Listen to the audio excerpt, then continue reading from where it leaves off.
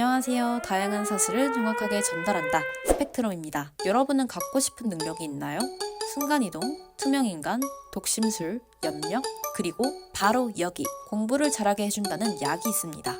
대한민국 학생들에게는 그 어떤 능력보다도 간절하게 필요하겠죠? 아마 생기기만 한다면 대한민국의 모든 학부모들은 이 약을 위해 그 어떤 것이라도 내놓으려 할 텐데요. 이 약에 대한 존재를 알게 된 여러분은 어떤 생각이 드시나요?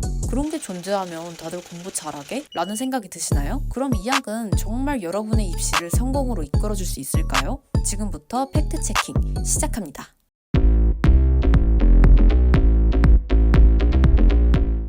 앞서 말한 공부 잘하는 약을 전문용어로 정의하자면 메틸페니데이트. 메틸페니데이트란 ADHD 치료제의 일종입니다. 아니, 일반 학생들이 성적 올리겠다고 ADHD 약을 먹어? 라고 이해가 안 가는 분들도 분명 있을 거죠.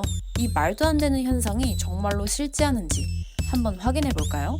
국민의힘에서 최근 공개한 자료에 따르면 사교육 열풍지인 강남 사막군에서 10대 학생들의 처방률이 가장 높다는 통계는 물론 수능 직전 10월에 판매액이 증가하여 입시 마무리 시즌인 12월 감소한다는 정황을 통해 전문가들은 ADHD 치료가 목적이 아닌 말 그대로 집중력 증진을 위한 무분별한 처방의 근거라고 생각하고 있는 모양입니다.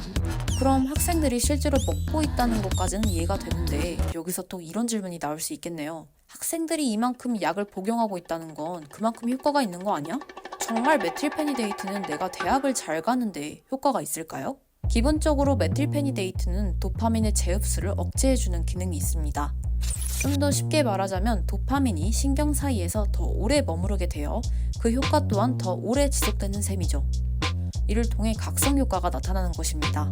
이러한 효과는 당장 내일 볼 시험에 대한 공부는 도움을 줄 수는 있겠죠. 당장 먹은 약의 각성 효과가 집중력을 높아지게 해줄 수 있으니까요. 하지만 범위가 넓고 장기간의 학습이 필요한 예를 들어 수능과 같은 시험엔 큰 도움을 주지 못합니다. 도대체 왜 장기간 학습에서는 제한이 있을까요? 여기서 정보처리 이론을 활용해 자세히 설명해보자면 결국 공부는 단순한 엉덩이 싸움보다는 반복학습을 통해 자신의 머릿속에서 정보의 심화된 처리, 즉 정교화의 과정이 거쳐 지나가야 합니다. 학업이란 외우는 것이 아닌 반복된 이해와 습득을 통한 적용, 그로 인한 장기 기억의 전환이기 때문입니다. 따라서 메틸페니데이트는 각성작용을 통해 단기간의 집중력은 높여줄 수 있겠지만 장기 기억 향상이나 주도적 학습 능력을 키우는 데는 효과가 별로 없다는 말이 되겠네요. 각성 효과는 여러분이 매일 먹는 커피와 몬스터 같은 카페인 음료에서도 겪을 수 있잖아요. 하지만 카페인을 먹는다고 그것을 우리가 공부 잘하는 약이라고 얘기하지 않는다는 것처럼 말이죠.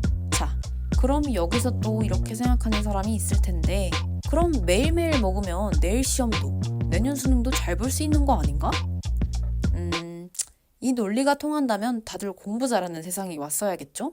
향정신성 의약품으로 분류되는 메틸페니데이트는 결국 ADHD 환자들에게 맞춰진 약이지 일반인에게 맞춰진 약은 아니니까요. 내년 수능은커녕 부작용으로 인해 오히려 컨디션만 악화되는 상황에 처할 수도 있습니다. 지금 영상을 시청하는 여러분들 중에서는 당장의 시험 결과가 좋다면 미미한 부작용쯤이야 라고 생각하는 분들도 분명 계실 겁니다. 의학적으로 부작용이 10% 이상이면 흔하게 발생한다 라고 표현하는데 메틸페니데이트의 부작용 확률을 한번 살펴보면 5명 중 1명꼴로 발생될 수 있는 높은 확률은 물론 더 심각한 부작용도 보고되고 있는 상황입니다. 현재까지 발표된 부작용들을 간단하게 살펴봤는데요. 여러분들이 생각하는 것처럼 메틸페니데이트의 부작용은 미미하지 않습니다. 영상을 보고도 당장 내일의 시험 점수를 위해 자신의 건강을 담보로 내놓으려고 하는 사람은 없길 바라야겠죠? 자, 지금까지 메틸페니데이트의 오남용에 대한 문제점들을 알아봤는데요. 오남용 시 상당한 위험성을 가진 이 향정신성 약물을 도대체 일반 학생들이 왜 쉽게 구할 수 있는지 스펙트럼 팀에서 직접 확인해봤습니다. 아마 의사의 처방 없는 인터넷 불법 구매까지 합치면 ADHD 치료제의 오남용 사례가 훨씬 더 많을 텐데요. 대표적으로 학생들이 가장 많이 이용하는 수험생 커뮤니티 사이트, 카카오톡 오픈 채팅방, 트위터에 약물 이름을 검색하면 심심치 않게 해당 약물을 판매하는 딜러의 판매 게시글이나 후기글을 볼 수 있는 것은 물론 메틸페니데이트 이외에도 공부 잘하는 약으로 불리는 각성 마약의 이름과 지역명을 붙여 검색만 하면 쉽게 텔레그램 속 마약 딜러와도 연결될 수 있었습니다.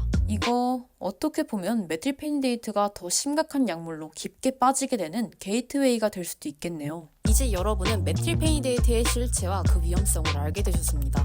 잠깐의 선택으로 성적을 얻으려다 더 큰 것을 잃게 될 수 있습니다. 그 대가가 얼마나 큰지 뒤늦은 후회로는 결코 되돌릴 수 없다는 걸 명심하세요.